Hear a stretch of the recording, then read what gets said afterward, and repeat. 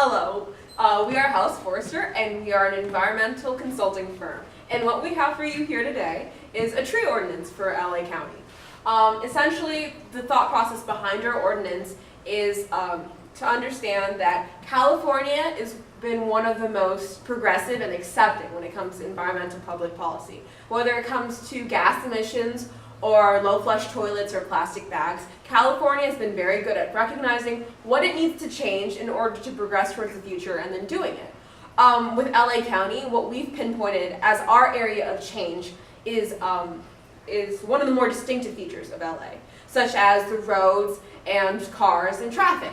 So in targeting that, we've decided to try to improve LA tree canopy and improve LA water conservation through our treeways and our shade lots. And sort of what those two things are is trees planted alongside freeways, and that'll be more explained by my colleague Avery, and parking lots with trees planted around it as to accommodate for shade, which will be explained by Monica right now.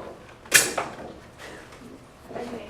Some of our main goals, which is based on Sacramento's already existing ordinance, would be that we have 50% of shade and shade lots by 15 years, with exceptions with single or double residential parking areas, parking structures, places and use for car sales, storage or service, and places covered by stalls or garages.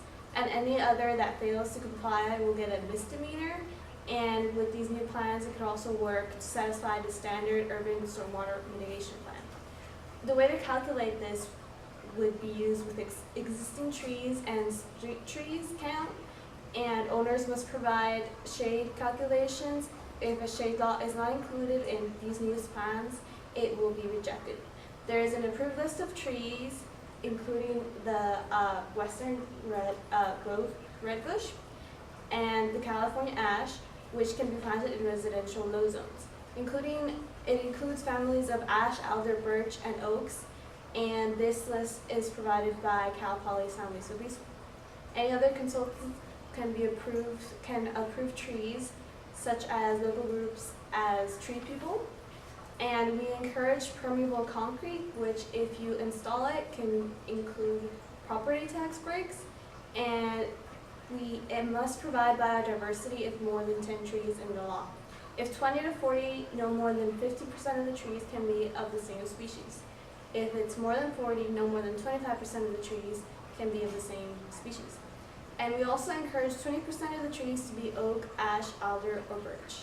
Soil should be 75% native and 25% soil amendments, and roof barriers are allowed to protect parking lot.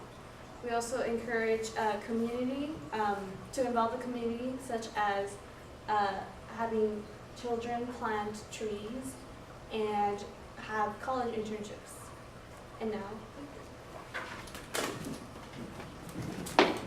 So we are planning to install treeways, which would be, we would put trees on the sides of freeways instead of the walls. And we would also have permeable surfaces next to the trees with cisterns underneath. These treeways would not be in car tunnels because it would not work in there because there's no sunlight. And also, trees that we will be planting there would include ash, alder, and birch, just like in the parking lots. And some candidates for the for our treeways are the Santa Monica Freeway, the Marina Freeway, and the 14 Freeway. One example of working treeways is in Germany. It is called the Hamburg-Deckel Treeway. So in order to conserve water, since California is in a drought, we are going to install permeable surfaces in both our treeways and our parking lots. We're going to, in the standard urban stormwater mitigation plan, 3/4 inch of water must be stored and treated in the first 24 hours. And so in our parking lots, that will work because we are implementing permeable surfaces. Also, we are going to support local organizations like Tree People who are giving rain barrels to people for $85, and then people can use the MWD rebate to get them for free. And since people at home will be storing water, the city can spend less money on paying for water and storm drainage systems and can pay for ordinance. Now Natalie will talk. So there are a lot of environmental benefits, and some of them related to water are that the erosion in the area is reduced because of the roots of the trees. And the water quality of the area is also improved because the trees will intercept pollution. And groundwater runoff is also reduced by 2% every 5% increase in tree cover area. And related to air, the trees can remove different pollutants like ozone, nitrogen dioxide, and other particles from the atmosphere. And during photosynthesis, they absorb carbon dioxide and release oxygen. And the reason we're planting so many ash, alder, and birch trees is because they actually improve the air quality during hotter weather, which is very often the weather here in California. So benefits for life, there's more nesting for birds in branches of trees, there's insect supported, which can be food for birds and other wildlife, and there's also berries and other fruits that grow on trees that can be food as well. And there's linear corridors of habitat called wildlife corridors, and they connect areas that would otherwise be isolated to each other, which is very beneficial for wildlife.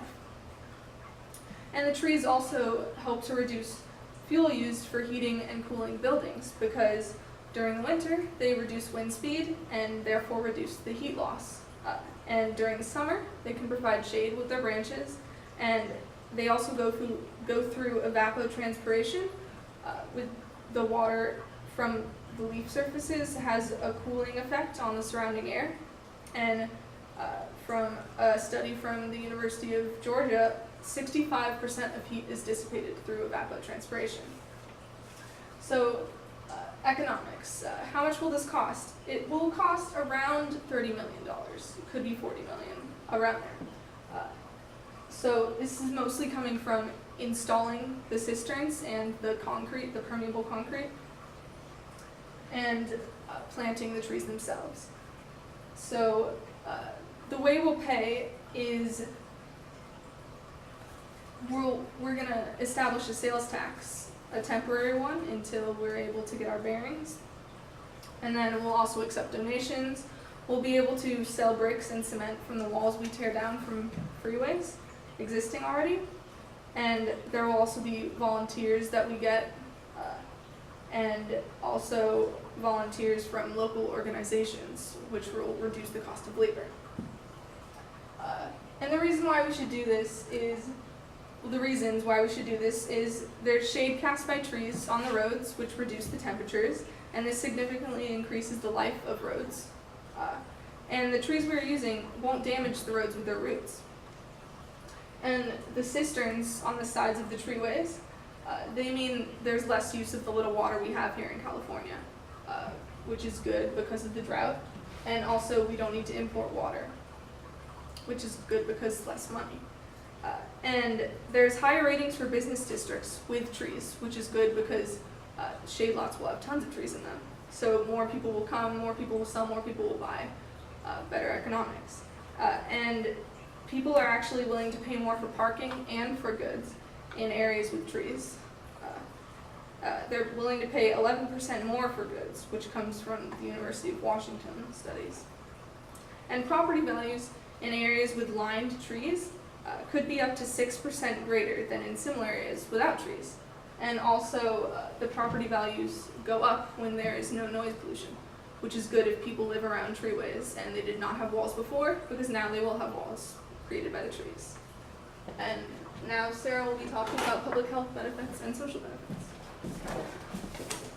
Implementing this ordinance will not only create a greener and healthier community, but a place for the people of Los Angeles to be proud to call home.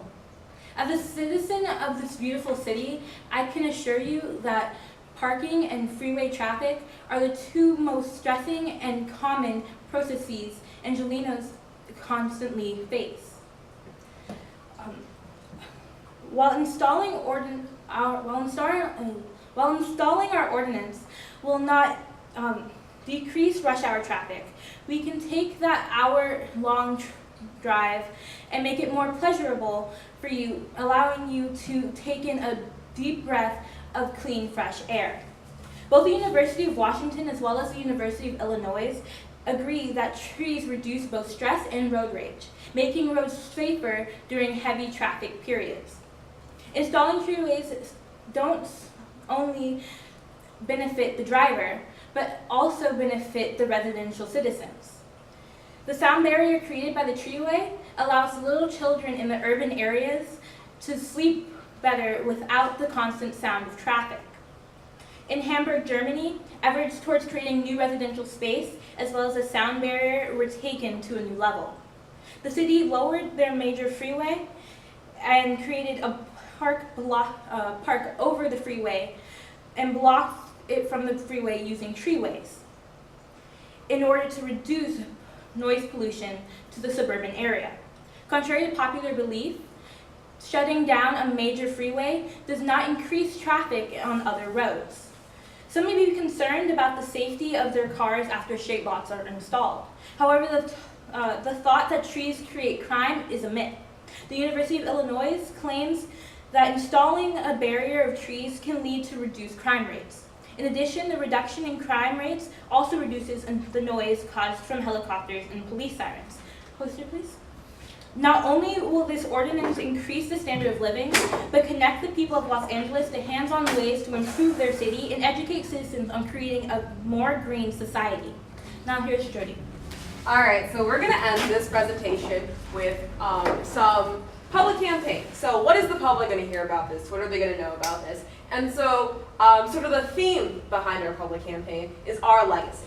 It's very important to emphasize that treeways and shade lots are not some revolutionary idea. It's a continuation of progress that California has been making for years. So we're going to emphasize 4 things.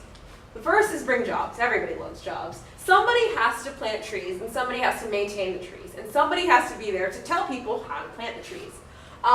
And also, we are going to beautify Los Angeles. Los Angeles, with its limited tree cover, is known for being rather gray, so let's bring some green to that.